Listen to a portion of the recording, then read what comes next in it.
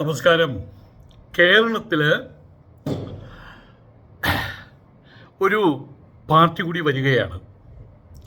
Malabar dominated ആയിട്ടുള്ളൊരു party, മുസ്ലിം Janata party.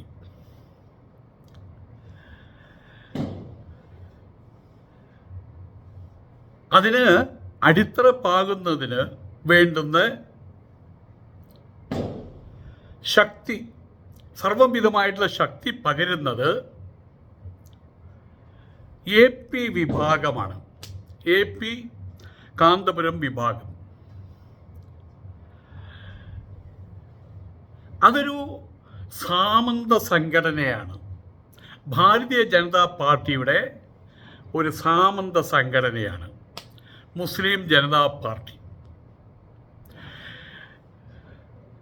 ഞാൻ കുറച്ച് കാലമായിട്ട് കണ്ടുവരുന്നൊരു കാര്യമുണ്ട്. ഞാൻ വലുതായിട്ടൊന്നും അനലൈസ് ചെയ്തിട്ടില്ല, അതിനുള്ള താല്പര്യമൊന്നും എനിക്കില്ല. ആ സമയത്ത് ഏതെങ്കിലും കോമഡി സിനിമ കണ്ടിരുന്നു കഴിഞ്ഞാൽ നമുക്കത് മനസ്സിനൊരു സന്തോഷം ഉണ്ടാകും. അതുകൊണ്ട് തന്നെ ഇവിടുത്തെ രാഷ്ട്രീയം, അതിൻ്റെ മേൽപ്പാടകൾ അത്രേ ഞാൻ കാണാറുള്ളൂ. അത് വെച്ചാൽ അത്യാവശ്യം അനലൈസ് ചെയ്യാനുള്ള ശേഷി എനിക്ക് ഉണ്ടെന്ന് ഞാൻ കരുതുന്നുണ്ട്. കേരളത്തിലെ മുസ്ലിം സംഘടനകൾ, മുസ്ലിം ലീഗ്, സമസ്തകൾ 2 മുജാഹിദ്, ജമാഅത്ത് ഇസ്ലാമി, ഇങ്ങനെ ഉള്ള സംഘടനകൾ, ഇവരെല്ലാവരും മനസ്സിൽ വെച്ച് പുലർത്തുന്ന ഒരു ആറ്റിറ്റ്യൂഡുണ്ട്. ഭൈമി കാമുകന്മാർ, ഭൈരവൻ എന്നൊക്കെയും പറയില്ല, അതിലത്തെ ഭൈമി കാമുകന്മാർ. ആ കാമുകന്മാരുടെ ഒരു മനഃശാസ്ത്രമാണ് ഇപ്പോൾ ഇവർക്കുള്ളത്. ഭൈമി എന്ന് പറഞ്ഞാൽ ഭീമൻ്റെ മകള്. പാണ്ഡവ ഭീമനല്ല കേട്ടോ, വേറൊരു രാജാവാണ് ഭീമൻ. ആ ഭീമൻ്റെ മകളാണ് ദമയന്തി. ദമയന്തിയുടെ മറ്റൊരു പേരാണ് ഭീമൻ്റെ മകൾ എന്ന രീതിയിൽ തദ്ധിത പ്രയോഗപ്രകാരം ഭൈമി എന്ന് പറയും. പൂർണിമയെ നമ്മൾ പൗർണമി എന്ന് പറയുന്ന പോലെ. ദമയന്തി രാജകുമാരിയാണ്, സുന്ദരിയാണ്. ഒരുപാട് രാജാക്കന്മാർ ഈ പെൺകുട്ടിയെ സ്വന്തമാക്കാൻ വേണ്ടിയിട്ട് വട്ടം കറങ്ങാറുണ്ട്. ഇവരെയാണ് ഭൈമി കാമുകന്മാരെന്ന് പറയുക. ഈ രാജാക്കന്മാരുമായിട്ട് ദമയന്തിക്ക് യാതൊരു ബന്ധവുമില്ല, അറിയുക തന്നെയില്ല. പൂവിന് ചുറ്റും വണ്ടുകൾ കിടന്ന് പറക്കുന്ന പോലെ ദമയന്തിക്ക് ചുറ്റും കിടന്ന് പറക്കുന്നവരുടെ പേരാണ് ഭൈമി കാമുകന്മാരെന്നുള്ളത്. പിന്നീട് നളനാണ് അതിനുള്ള ഭാഗ്യം ഉണ്ടായത്, അത് വേറെ കഥ. ഇതുപോലെ മുസ്ലിം സംഘടനകൾ അത്രയും ഭൈമി കാമുകന്മാരായിട്ടിരിക്കുകയാണ്.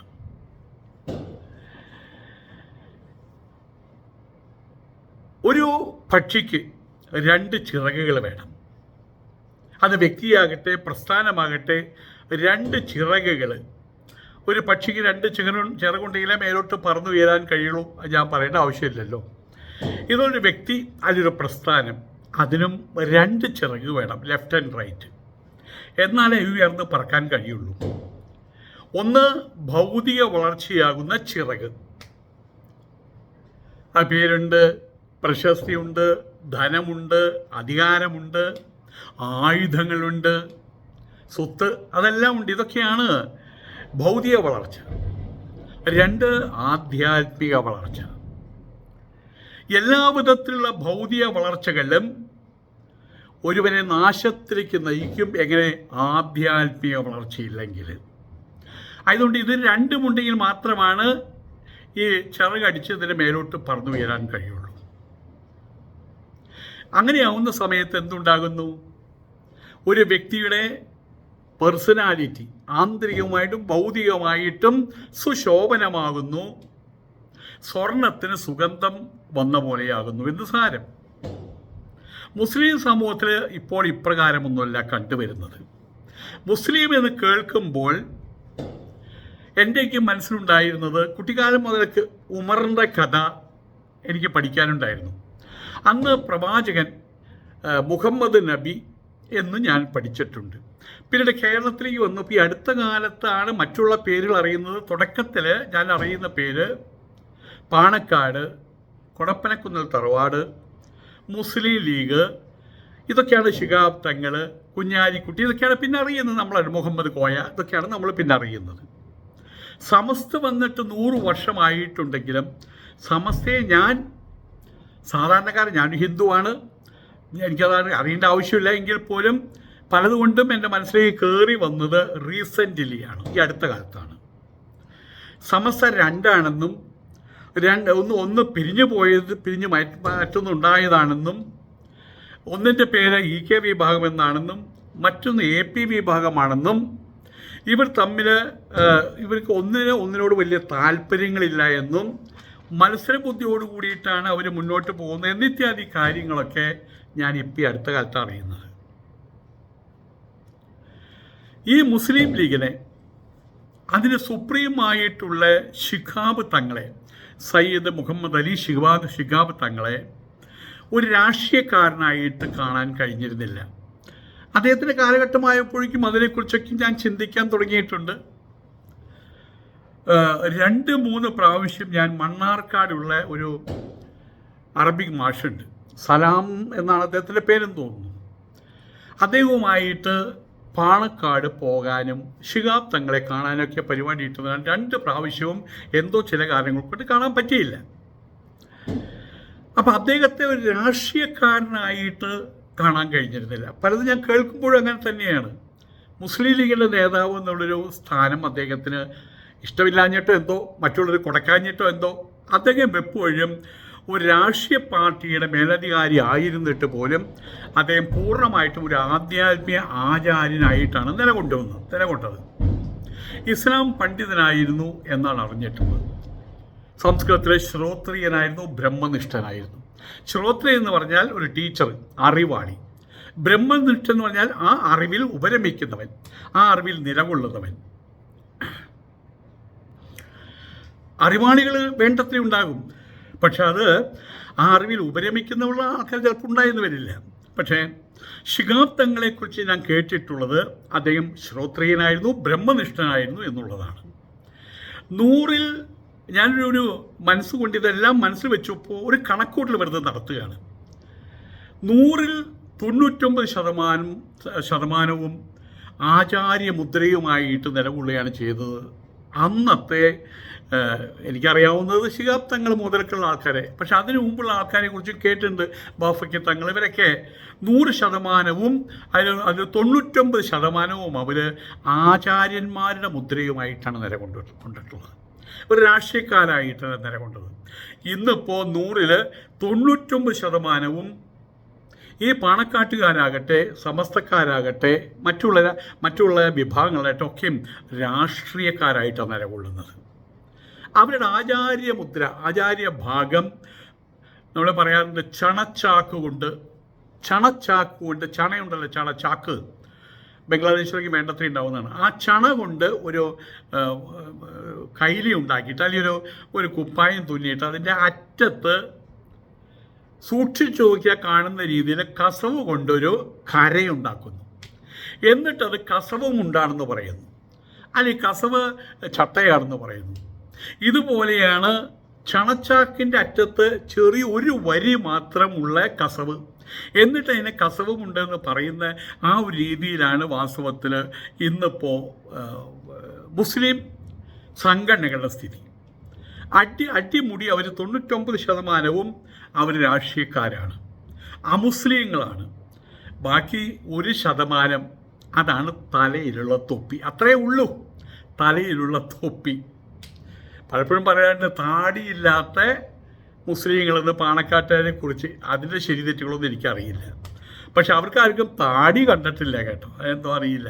മറ്റേ മീശ പഠിച്ച് താടി വെച്ച് പിന്നെ അങ്ങനെ ഇതൊക്കെയാണ്, അത് പോട്ടെ, അതെന്തിനാവട്ടെ. അപ്പോൾ ഏതായാലും അതുമാത്രമാണ് അവരുടെ ഇസ്ലാം, അവരുടെ മുസ്ലിം മുദ്ര. ഇതല്ലേ സത്യം. ഒരു തൊപ്പി, ആ തൊപ്പി വെച്ചാൽ അവർ മുസ്ലിങ്ങളായി. തൊപ്പി ഊരിക്കഴിഞ്ഞാൽ അവർ ദുബായിൽ മറ്റെങ്കിൽ പോയി കഴിഞ്ഞാൽ സൂപ്പർ ഫാൻറ്റാസ്റ്റിക് ചിത്ത് ആരെന്ന് പറയില്ലേ, ജെൻസി. ഇവരുടെ പ്രേമം ഈ പറയുന്ന പണക്കാട്ടുകാർ മുതൽക്ക് അവരുടെ വഴിയിൽ വരുന്ന മറ്റുള്ള സംഘടനകൾ, സമസ്തകൾ, എന്നിട്ട് അതെല്ലാവരും കൂട്ടിക്കൊണ്ടാണ് പറയുന്നത്. ഇവരുടെ പ്രേമം, ഇവരുടെ പ്രണയം ഇപ്പോഴും അവർ ധ്യാനിക്കുന്നത് വാസ്തവത്തിൽ അധികാരത്തെയാണ്. അവർ ധ്യാനിക്കുന്ന മയൂര സിംഹാസനത്തെയാണ്. അവരാരാധിക്കുന്നത് ചെങ്കോലിനെയാണ്, കിരീടത്തെയാണ്. അതാണ് അവർക്ക് താല്പര്യം. അവർക്ക് താല്പര്യം മോസസിനോടല്ല, മൂസാ നബിയോടല്ല, മോശയോടല്ല താല്പര്യം. അവർക്ക് താല്പര്യം ഫറവോനോടാണ് താല്പര്യം. ഫറവോൻ പലപ്പോഴും പറഞ്ഞിട്ടുണ്ട്, ഞാനാണ് ദൈവമെന്ന്. അത് തന്നെയാണ് ഇപ്പോൾ ഇവരും പറയുന്നത്. മുസ്ലിം സുഹൃത്തുക്കൾ എന്നോട് പറയാനുണ്ട്, അള്ളാഹുവിൻ്റെ വാപ്പയാകുക, അതിനുള്ള താല്പര്യമാണ് ഇപ്പോൾ ഇവർക്ക് കാണുന്നത്. ശക്തി സംഭരിക്കുക ഇഹലോകത്തിൽ നിന്ന്, പരലോകമല്ലേ, അത് അപ്പം ആലോചിക്കാം. പരലോകത്തിൻ്റെ കാര്യമല്ലേ, അത് അപ്പം ആലോചിക്കാം. ഇവിടെ കഷ്ടപ്പെട്ടിട്ട് ബുദ്ധിമുട്ടി പിന്നെ പരലോകത്തിൽ നിന്ന് അങ്ങനെ ഒരു പരലോകം ഇല്ലെങ്കിൽ കഷ്ടമല്ലേ. ഇതൊക്കെയാണ് സത്യങ്ങൾ. ഇതൊക്കെയാണ് ഇപ്പോൾ അവരുടെ മനസ്സിലിപ്പ്, ഇതൊക്കെയാണ്. അപ്പോൾ ആദ്യം ഇവിടുത്തെ കാര്യം ആർമാദിച്ച് തീരട്ടെ, ബാക്കി നമുക്ക് പിന്നെ ആലോചിക്കാമെന്നുള്ളതാണ്. അപ്പോൾ ഏതായാലും ഇവരുടെ EK വിഭാഗത്തിൻ്റെ, ഇവരുടെ ഈ EK വിഭാഗമല്ല, ഇപ്പോഴുള്ള മുസ്ലിം സംഘടനകളുടെ ആധ്യാത്മികത അധികാരത്തിൻ്റെ കൊടുമുടികളിലേക്ക്, എവറസ്റ്റ് കൊടുമുടി ഉണ്ടല്ലോ, അതിലേക്ക് കയറാൻ വേണ്ടിയിട്ട് ഈ കൊടുമുടി കയറുന്നവർ ഉപയോഗിക്കുന്ന ഒരു തരം ചെരുപ്പുണ്ട്. അതിൻ്റെ അടിയിൽ ആണിയൊക്കെ ഉണ്ടായിരിക്കും. അതിൻ്റെ ക്രംപോൺസ് എന്നാണ് പറയുക. അധികാരത്തിൻ്റെ കൊടുമുടിയിലേക്ക് കയറാൻ വേണ്ടിയിട്ടുള്ള ക്രംപോൺസ് മാത്രമാണ് വാസ്തവത്തിൽ ഇന്നിപ്പോൾ ഈ മുസ്ലിം സംഘടനകൾക്ക് ആധ്യാത്മികത. അവർ നബി തിരുമേനി മുഹമ്മദ് നബി സ്വല്ലല്ലാഹു അലൈഹി വസല്ലം എന്ന് 2 പ്രാവശ്യം പറയുന്നുണ്ടെങ്കിൽ, അള്ളാഹുവാണ് സർവസ്വം എന്ന് പറയുന്നുണ്ടെങ്കിൽ, ലാ ഇലാഹ ഇല്ലല്ലാഹ് മുഹമ്മദ് റസൂലുള്ളാഹി എന്ന് പറയുന്നുണ്ടെങ്കിൽ, പടച്ചവൻ തന്നെ എല്ലാം എന്ന് പറയുന്നുണ്ടെങ്കിൽ, അതെല്ലാം ക്രംപോൺസ് മാത്രമാണ്. തെന്നി വീഴാതിരിക്കാൻ വേണ്ടിയിട്ട് മേലോട്ട് അധികാരത്തിൻ്റെ സോപാനങ്ങളിലേക്ക് ഇടിച്ചു കയറാൻ വേണ്ടിയിട്ട് ശ്രമിക്കുമ്പോൾ തെന്നി വീഴാതിരിക്കാൻ വേണ്ടിയിട്ടുള്ള ക്രംപോൺസ്, മുള്ളുവെച്ച ചെരുപ്പുകൾ മാത്രമാണ് അവർക്കിന്ന് ആധ്യാത്മികത. EK വിഭാഗം, അതിൻ്റെ ഞാൻ പലപ്പോഴും പറയാറുണ്ട്, അതിൻ്റെ പ്രീമിയറായിട്ടിരിക്കുന്ന ജിഫ്രി മുത്തുക്കോയ തങ്ങൾ, താരതമ്യേന അവരാണ് കുറച്ചും കൂടി ആധ്യാത്മികമായിട്ടുള്ള ഗംഭീരത്വം കാണിക്കുന്നത്. അവരുടെ 100ാം വാർഷികം കാസർഗോഡ് നടക്കുന്നു. അവിടെ എനിക്ക് വിസ്മയമുണ്ടാക്കിയൊരു കാര്യമുണ്ട്. പണ്ഡിത സഭ, മുഷാവറ, സമസ്തയുടെ സമസ്ത എന്ന് പറഞ്ഞാൽ ഇതൊക്കെയാണല്ലോ. മുസ്ലിങ്ങളുടെ എല്ലാ പ്രസ്ഥാനങ്ങളും പറയുന്നത് അവർ അള്ളാഹുവിൽ അടിസ്ഥാനപ്പെട്ട്, വിശുദ്ധ ഖുറാനിൽ അടിസ്ഥാനപ്പെട്ട് ഇതൊക്കെയാണല്ലോ പറയുന്നത്. അപ്പോൾ ഇവിടെ പണ്ഡിത സഭയാണ് വാസ്തവത്തിൽ സമസ്ത. അങ്ങനെയാണ് സമസ്ത ഉണ്ടാക്കിയത്. സസൂക്ഷ്മൊന്നും ഞാൻ വീക്ഷിച്ചിട്ടൊന്നുമില്ല. രാഷ്ട്രീയ പാർട്ടി ആയിട്ടല്ല ഉണ്ടാക്കിയത്. രാജാധികാരം സ്വായത്തമാക്കാൻ വേണ്ടി ഉണ്ടാക്കിയതല്ല സമസ്തകൾ. അതുണ്ടാക്കിയത് ഒരു പണ്ഡിത സഭയായിട്ടാണ്, ഇസ്ലാമിൻ്റെ വളർവിന് വേണ്ടിയിട്ട്. അതിനൊക്കെയാണ് മുഷാവറ എന്നൊക്കെയും പറയുക, പണ്ഡിത സഭ. ആ സമസ്തയുടെ വേദി അന്ന് കാസർഗോഡുണ്ടായ 100ാം വാർഷികത്തിൻ്റെ വേദി ഒരു 1/2 ഫർലോങ് നീളം ഉണ്ടായിരുന്നു. അത് കാണണമെങ്കിൽ ഇങ്ങനെ നോക്കിയിട്ട് ഇങ്ങനെ നോക്കണം, ഇങ്ങനെ നോക്കി കഴിഞ്ഞാലാണ് അത്രയും വലിയ വേദിയായിരുന്നു അവിടെ ഉണ്ടായിരുന്നത്. ആ വേദിയിൽ ഞാൻ തിരിച്ചും മറച്ചും നോക്കിയിട്ടും മരുന്നിന് പോലും ഒരു ക്രൈസ്തവ പുരോഹിതനെ കണ്ടില്ല. ഒരു ലോഹയിട്ട ഒരു മറ്റേ അച്ഛനെയോ പിതാവിനെയോ ആ ഒരു കർദ്ദനാളെ ആരും കണ്ടില്ല. ഒരു കാവ്യവസ്ത്രധാരി, രാമകൃഷ്ണ മിഷനോ ചിന്മയ മിഷനോ അവരുടെ ഭാഗത്തുനിന്നുണ്ടായത് ഒരു കാവ്യവസ്ത്രധാരിയോ അവിടെ കണ്ടില്ല.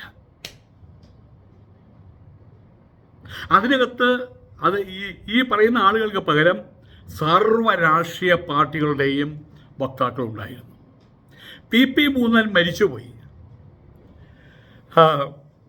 അദ്ദേഹത്തിൻ്റെ ശിഷ്യനായിട്ട് കേരളത്തിലെ വലിയ ശാഖകളിൽ, പ്രത്യേകിച്ച് ദക്ഷിണ കേരളത്തിൽ വലിയ ശാഖകളിലൊന്ന് ആരംഭിച്ചത്, അദ്ദേഹത്തിൻ്റെ ശിഷ്യനായിട്ട് നിലകൊണ്ടത് ശ്രീധരൻ പിള്ളയായിരുന്നു.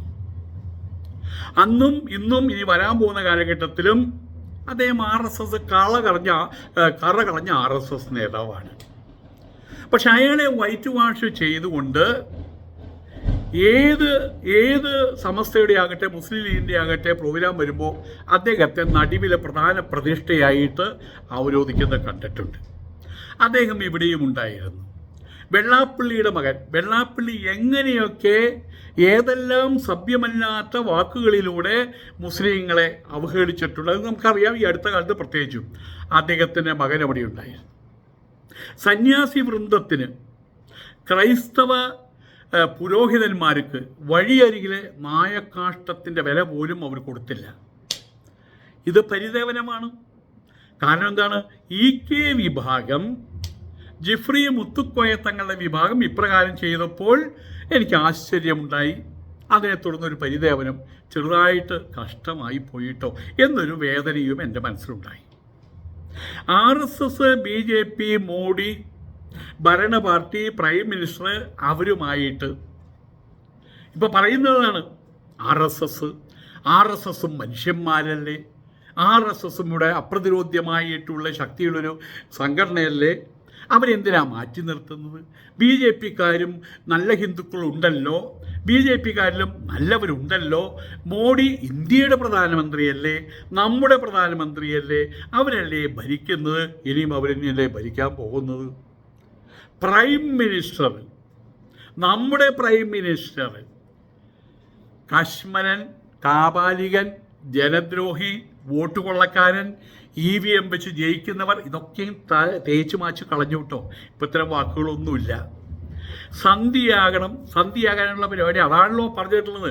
എപ്പോഴും ഖുറാനിൽ ആ വാക്കും ഈ വാക്കും ആ വാക്കൊക്കെയും പറഞ്ഞിട്ടുണ്ട്. സന്ധിയാകണം. ആരുമായിട്ടാണ് സന്ധിയാകേണ്ടത്? അതിനുള്ള മനോഭാവം ഇരുകൂട്ടർക്കും ഉണ്ടാകണം. സംസ്കൃത ന്യായത്തിൽ വേണ്ട സിംഹശൃംഖാലയോഹോ, സിംഹവും ശൃംഖാലവും കുറുക്കനോ മറ്റോ പറയും, ചെന്നായ കുറുക്കനോ. സിംഹശൃംഖാലയോഹോ കഥാപി ഒരിക്കലും സന്ധിഹി ന ഭവതി. തെരുവ് പട്ടിയും സിംഹവും തമ്മിൽ, അല്ലെങ്കിൽ കുറുക്കനും സിംഹവും തമ്മിൽ ഒരു സന്ധി ഉണ്ടാവില്ല. അവിടെ കീഴടങ്ങലേ ഉണ്ടാകുള്ളൂ. ആ കീഴടങ്ങലിൻ്റെ അടിസ്ഥാനം എന്താണ്? ഭയമാണ്. ഞാൻ പലരോടും മുസ്ലിങ്ങളോട് ചോദിച്ചു, 4ാം പ്രാവശ്യവും മോഡി അധികാരത്തിൽ വരണം എന്നാണോ നിങ്ങൾ ആഗ്രഹിക്കുന്നത്? എത്തരുത് എന്നാണോ നിങ്ങൾ ആഗ്രഹിക്കുന്നത്? എത്തണ്ടേ അധികാരത്തിൽ ചോദിക്കുന്നത്?